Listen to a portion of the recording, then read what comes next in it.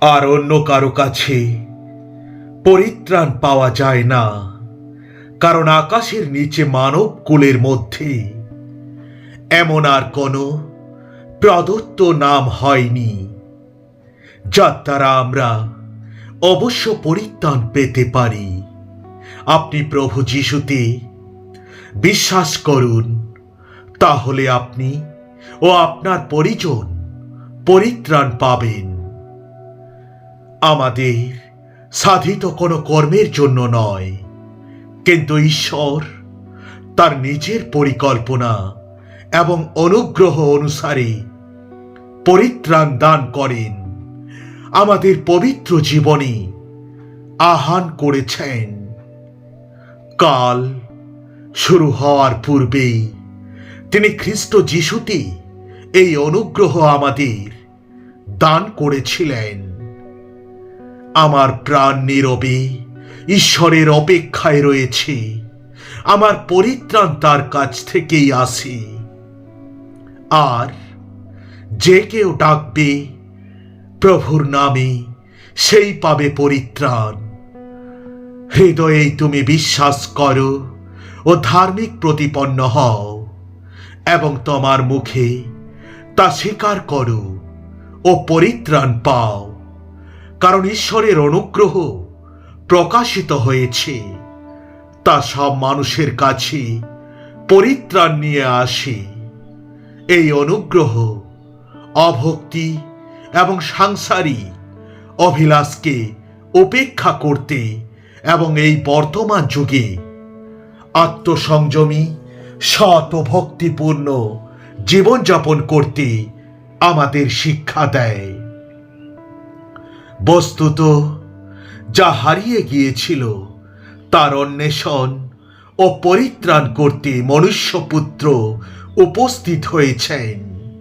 প্রভু তার প্রতিশ্রুতি পালনে দেরি করেন না, যেমন কেউ কেউ তা মনে করে। তিনি তোমাদের প্রতি দীর্ঘ সহিষ্ণু। তিনি চান না কেউ যেন বিনষ্ট হয়, কিন্তু চান প্রত্যেকেই যেন মন পরিবর্তন করে। মানুষের পক্ষে যাওয়া সম্ভব, ঈশ্বরের কাছে তা সম্ভবপর। সংকীর্ণ দ্বার দিয়ে প্রবেশ করো, কারণ প্রশস্ত দ্বার ও সুবিস্তৃত পথ ধ্বংসের দিকে নিয়ে যায় এবং বহু মানুষ তা দিয়ে প্রবেশ করে।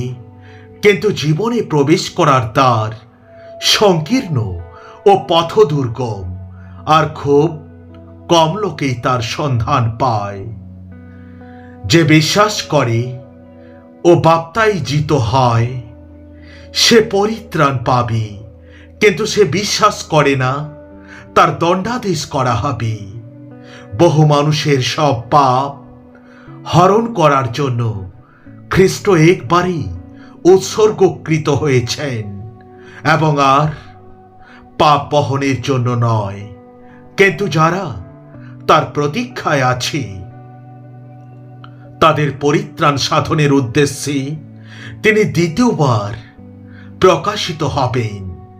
তোমরা তাকে না দেখেও ভালোবেসেছ, আর যদিও তোমরা তাকে এখনো দেখতে পাচ্ছ না, তোমরা তাকে বিশ্বাস করে অবর্ণনীয় ও মহিমাময় আনন্দে পূর্ণ হয়ে উঠেছ, কারণ তোমরা তোমাদের বিশ্বাসের লক্ষ্য অর্থাৎ তোমাদের প্রাণের পরিত্রাণ লাভ করছ।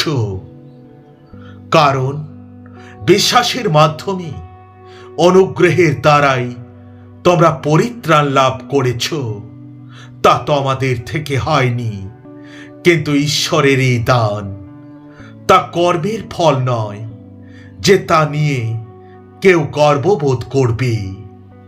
কারণ আদমে যেমন সকলের মৃত্যু হয়, তেমনি খ্রিস্টে সকলেই পুনর্জীবিত হবে। প্রভু আমাদের এই আদেশই দিয়েছেন, আমি তোমাকে অইহুদিদের জন্য দীপ্তি স্বরূপ করেছি, যেন পৃথিবীর প্রান্ত পর্যন্ত তুমি পরিত্রাণ নিয়ে যেতে পারো। আমি সুসমাচারের জন্য লজ্জাবোধ করি না, কারণ যারা বিশ্বাস করে তাদের সকলের পরিত্রাণ লাভের জন্য এ হল ঈশ্বরের পরাক্রম স্বরূপ, প্রথমত ইহুদিদের জন্য, পরে অইহুদিদের জন্যেও। কোনো ধার্মিক মানুষের জন্য প্রায় কেউই প্রাণ দেবে না, যদিও কোনো সৎ মানুষের জন্য কেউ হয়তো প্রাণ বিসর্জন দেওয়ার সাহস দেখাতো পারে, কিন্তু ঈশ্বর এভাবে তার ভালোবাসা আমাদের প্রতি প্রদর্শন করেছেন। আমরা যখন পাপী ছিলাম, খ্রিস্ট আমাদের জন্য মৃত্যুবরণ করলেন, কারণ জগতের বিচার করতে ঈশ্বর তার পুত্রকে জগতে পাঠাননি, কিন্তু তার মাধ্যমে জগৎকে উদ্ধার করতে পাঠিয়েছিলেন। যখন আমরা ঈশ্বরের শত্রু ছিলাম, তখন তার পুত্রের মৃত্যুর মাধ্যমে আমরা তার সঙ্গে পুনর্মিলিত হয়েছিলাম। তাহলে আমরা আরো কত বেশি সুনিশ্চিত যে তার জীবনের দ্বারা আমরা রক্ষা পাব। তুমি আমাকে তোমার বিজয়ের ঢাল দিয়েছ, তোমার ডান হাত আমায় সহায়তা করে, তোমার সাহায্য আমায় করেছে যে মহান। তুমি আমার চলার পথ প্রশস্ত করেছ, যেন আমার পা পিছলে না যায়। যদিও ডুমুর গাছে কুড়ি ধরবে না এবং আঙ্গুর লতায় কোনো আঙ্গুর ধরবে না, যদিও জলপাই গাছ ফলহীন হবে এবং খেতে খাবারের জন্য শস্য ধরবে না, যদিও মেষের খড়ে কোনো মেষ থাকবে না এবং গোয়াল ঘরে গবাদি পশুরা থাকবে না, তবুও আমি সদাপ্রভুতে আনন্দ করব। আমার ঈশ্বর উদ্ধারকর্তায় উল্লসিত হব। তুমি যেহেতু আমার দৃষ্টিতে বহুমূল্য ও মর্যাদার পাত্র, আর আমি যেহেতু তোমাকে ভালোবাসি, আমি তোমার পরিবর্তে অপর মানুষজনকে দেব। তোমার জীবনের পরিবর্তে বিভিন্ন জাতিকে দেব।